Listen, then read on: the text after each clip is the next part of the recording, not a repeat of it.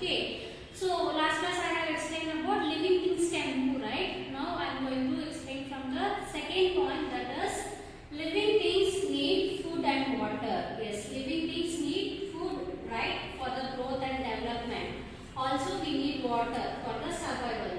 So why we are having the food? Without food, will you get the energy? For example, now we are not having the breakfast morning, whether you can feel very active on the complete day, you can't able to feel, because when you are having energy, the energy it leads to n number of actions. For example, if you want to write, or if you want to read, or if you want to dance, or if you want to walk, run, for everything we need energy. That energy where we are getting? We are getting from the food. Okay, food is giving us energy. We are having different types of food, right? Like idli, dosa, chapati, rice, dal.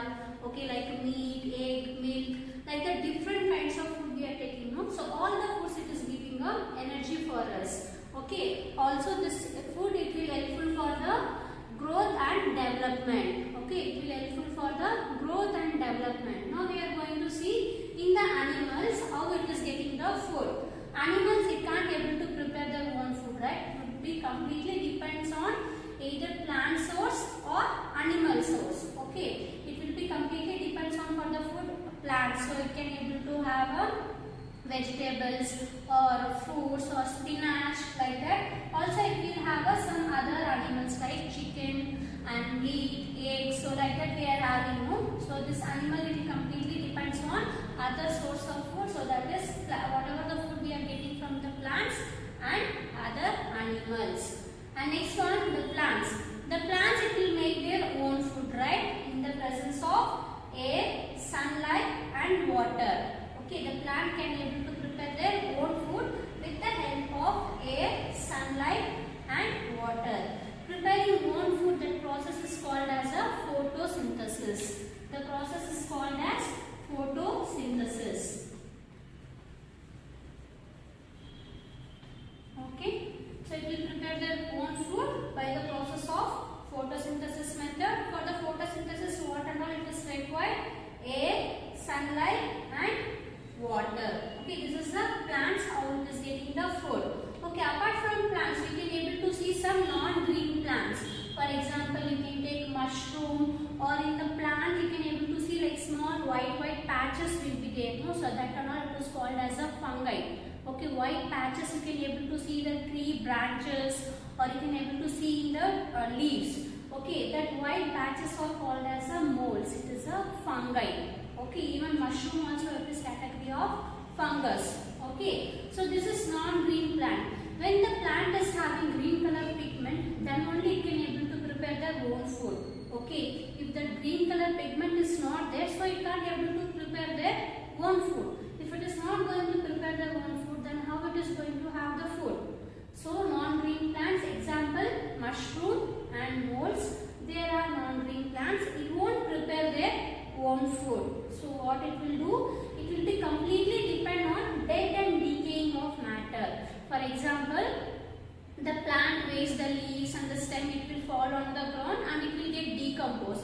Like that the human bodies, the animals, whatever the waste thing we are throwing, right? So utilizing that nutrition, it will start growing. Okay, utilizing that nutrition, it will start growing. Where it will get the nutrition? It will get nutrition from dead and decaying of matter. What are the plant and animal waste it is there? It will utilize that nutrition and it will start growing. So in that it will prepare their own food. Okay, I am going to repeat once again here. Living things need food and water. Animals, it will be completely depends on other source like plants and other animals. And plants, it will make their own food. Presence of air, sunlight and water. That process is called as photosynthesis. And some non-green plants are there. For example, mushroom and molds. So it won't prepare their own food because it is not having a green color pigment. That pigment name it is called as a chlorophyll. Okay. If chlorophyll is not there, then it can't able to prepare their own food. So it will be completely depend on dead and decaying of matter. That is waste whatever we are getting from the plants and animal source. So that it will utilize that nutrition, it will start growing. Okay. Now we are going to read in the textbook that second topic. living things need food and water. All living things need food and water to stay alive.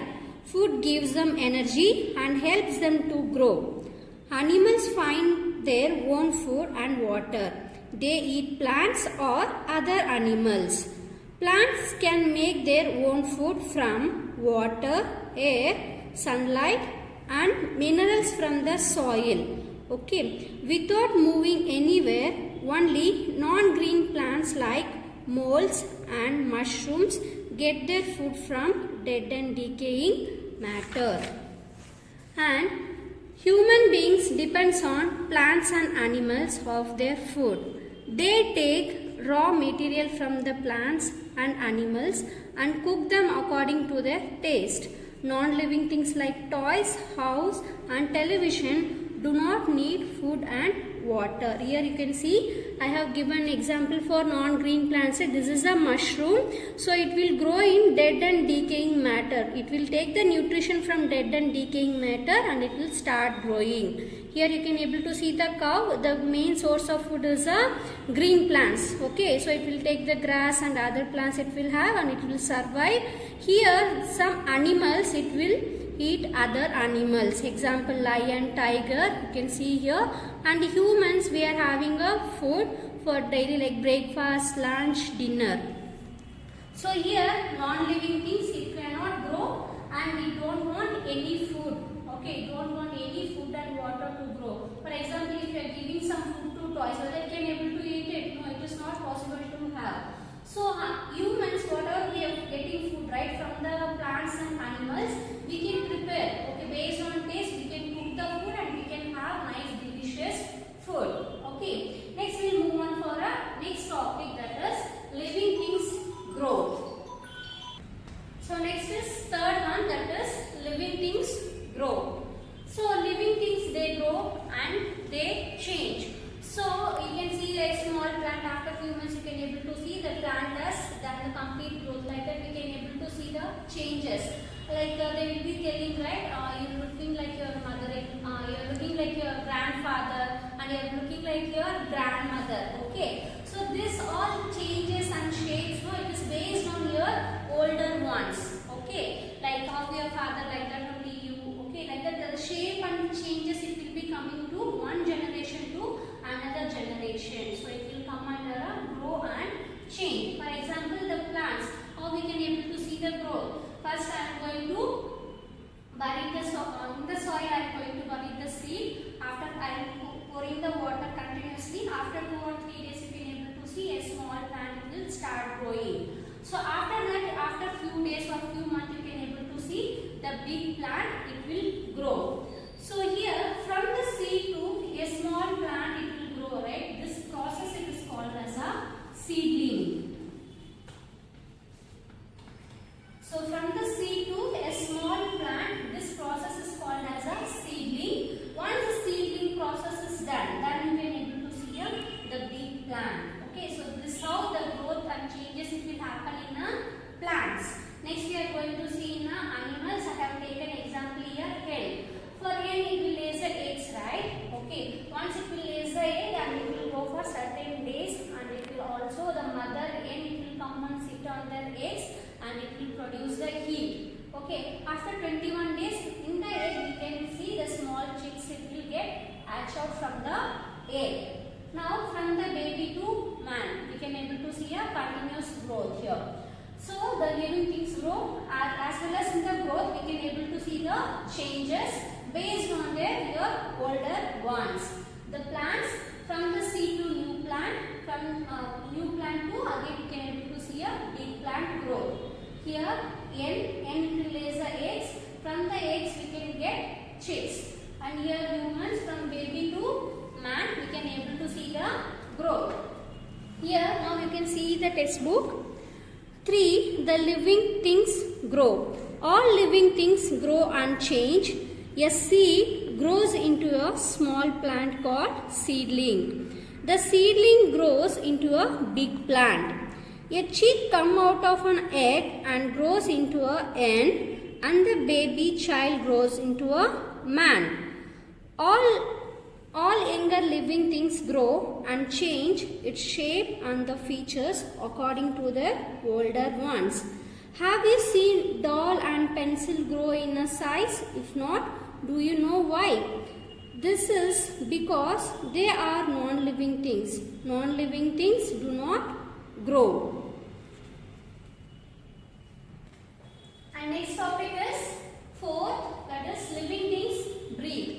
Yes, living things breathe. Without breathing, with even humans and animals, the plant can't able to survive. Can you hold your breath for few minutes? It is very difficult to hold the breath for few minutes. The breath is helpful for the to stay alive. Okay, without respiration process, living things cannot survive. Okay, so now we are going to see in the human how the breathing process is going to happen. In the humans, we are inhaling gas from the nose and it will reach till the lungs, right? So this is the respiration process in humans. We are inhaling gas from the nose and it is going to reach till lungs. And we are going to see next one the insect. How the insects are going to involve in a breathing process, because insect we can't able to find out the nose, right? So for example, now I took here grasshopper and cockroaches. Okay, so in grasshopper cockroach body, you can able to see small minute hair holes will be present. Okay, small minute hair holes will be present in the complete body. Through that holes, that air will pass in and it will pass out. And next one we are going to see for our fishes. Fishes, with the help of their gills, it will be involved in a respiration process. The fish, it will be always in water, right? So how it will get the air for the breathing process? In the water, we can able to see dissolved oxygen. It is present in the water. For example, in aquarium, you are keeping a natural plant. Okay, around that you can able to find out small minute air bubbles will be there, right? That is nothing but that is a dissolved oxygen. It is present in the water. It will utilize that oxygen and it will involve in a respiration process. And here you can see again one more example I have given, that is a earthworm and leech. The leech is a blood sucking animals. Okay. So how it will involve in the breathing process? In the help of the skin. The leech skin, you can see this a body is segmented. So like this body is segmented. Through the help of the skin, it will be involved in a respiration process. The skin only it will involve in a respiration process. Now I am going to repeat once again how the animals and humans it is going to involve in a breathing process. Animals, in the humans, we are inhaling the gas from the nose and it is reaching to the till lungs. Likewise, the insect don't have a nose, so the body will be having a small minute hair holes. Using that hair holes, air will pass in and it will pass out. And the fishes, the aquatic animals, how it will involve in a breathing process? Fishes are having gills, right? You can able to find the gills. For example, this is the fish. Here in the sides you can able to find the gills. Here red color, the structure it will be there. So it is the gills. It will be involved in a respiration process. How it will get the oxygen in water? In water we can able to find out dissolved oxygen. Okay, utilizing that it will involve in a breathing process. And next one, earthworm and leech. So these two kinds of worms, so it will be involved in a breathing process with the help of skin. The body is segmented. Okay, when it will move the body, right? So air it will be passed in and it will pass out. With the help of skin, it will involve in a breathing process. Now we are going to see in a plant how the breathing process is going on. The plant, in the leaves, the lower surface will be there. No? In the lower surface, we can able to find the small cells. Small cells it will be present at the lower surface of the leaf. This cell's name is called as a stomata. This we can't able to see in a naked eye, children. We have to see in a microscope. Okay, we have to see in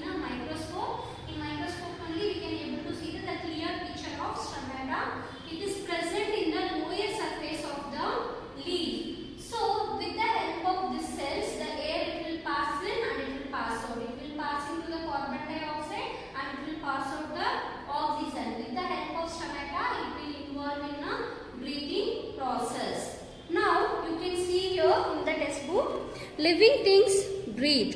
Hold your breath for some time. How long can you do it? You will feel uneasy because we constantly need air to breathe. All living things breathe in air to stay alive. If living things do not breathe, they will die. Different living things use different parts of their body to breathe.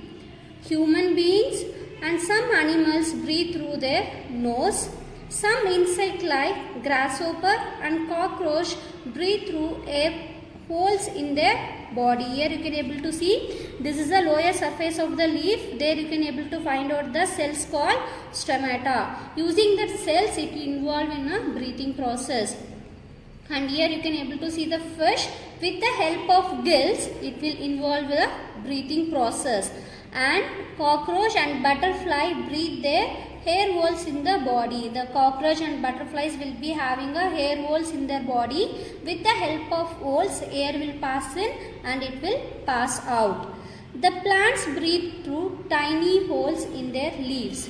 These are called stomata, which cannot be seen with the naked eyes. A fish can breathe through the gills while remaining in the water. They take the oxygen dissolved in water. Animals like leech and earthworm breathe through their skin. Now we are going to see for our next topic, that is living things reproduce. What is mean by reproduce? Reproduce means it can give birth to young ones. Okay, reproduce means it can able to give birth to young ones. In animals there are two groups. In animals there are two groups. The first one is give birth to young ones and next one is egg laying animals. So these are the two groups in the animals. It will give birth to the young ones. Giving birth to young one directly, for example, we can take the human and we can take the cat or a dog. It is giving dog will give the puppies, right? And cat also will give the kittens. So like that it will give direct birth to the young ones. And one more group of animals, it will lay the eggs. For example, you can take the hen or birds or lizard. It will lay the egg. After certain periods, the small chick it will come out of the egg. Okay, there are two groups. One is giving birth to young ones. Second one is a egg laying animals. So this category will come under for animals. And plants. Plants, as I mentioned, when you are putting a seed into the soil, after few days you can able to see a new plant. So this is a reproduction in a plants. Not only the seeds, even the stem and the leaves, it will be involved in a reproduction process. Here you can see in the textbook, living things reproduce. All living things can give birth to young ones like themselves. This process of giving birth to young ones is called reproduction. Animals reproduce young ones in different ways. Animals like dog and cats give birth to puppies and kittens respectively. Birds and some animals such as snakes, crocodile, fishes, lizard and turtles lay eggs. Babies hatch out from these eggs. Plants can also reproduce baby plants. When the seeds fall on the ground, they grow into a plants. Some plants can reproduce through the stem, root and leaves.